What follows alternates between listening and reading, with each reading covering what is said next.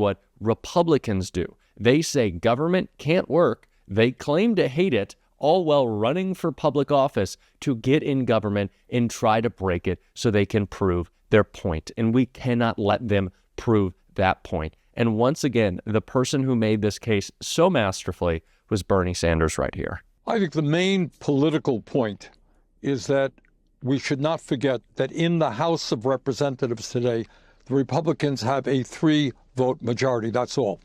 And if we could turn 2 Republicans around to vote no, for example, against massive tax breaks for billionaires while they cut Medicaid and education and vitally important programs for working people, we can make a huge dent in the Trump agenda. So right now, what I am focusing on, Ali, is getting out to districts around the country where Republicans won by slim margins, inform the people there what's at stake, and urge them to have their members do the right thing and vote no on the so-called reconciliation bill. All right, so to anybody who's out there who's watching, who might be a Democrat, who might have voted for Donald Trump, might be a Republican, might be a moderate, what's the message? Because in broad strokes, when DOGE was first floated, and it was Vivek Ramaswamy and it was Elon Musk, and they were going to find waste, fraud, and whatever it is in government, in broad strokes, that appeals to people because we'd all like to have lower taxes and not have any waste. What do you say to people like that to say, this isn't actually what you were promised? All right, this is what we say. Is there waste and bureaucracy and fraud within the federal government? Absolutely there is. Should we do our best to get rid of it? Absolutely.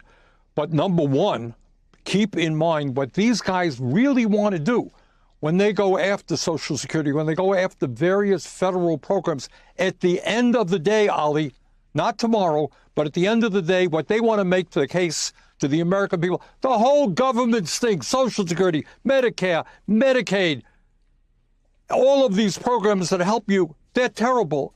And the way forward is to privatize them. You don't need a Veterans Administration. We'll let the private sector and the hospitals take care of our veterans. That is their end game. But right now, what I think we have got to make clear is that when you are throwing 1,000 workers out of the Veterans Administration, scientists out of the NIH, you are harming the well-being of the American people. And as you've indicated, you're the richest guy in the world elected by nobody who is doing that. So that, I think, is what we've got to be focusing on. Do you think, because you're saying we only have to turn 3 districts, there are the places that are up for special election right now are pretty safe Republican districts. You are talking about telling people not to change necessarily their political ideology, but to understand the importance of structure in your government that is there to work for you. Ali, there are very few people in this country who think that at a time of massive income and wealth inequality, you know, when 3 people own more wealth than the bottom half of American society, that billionaires need a huge tax break. Nobody believes that. And at the same time, in order to pay for that tax break, what Trump and the Republican leadership are talking about are horrific cuts to Medicaid, education, housing, and programs that working class people in this country desperately need. The overwhelming majority of the American people do not support that agenda.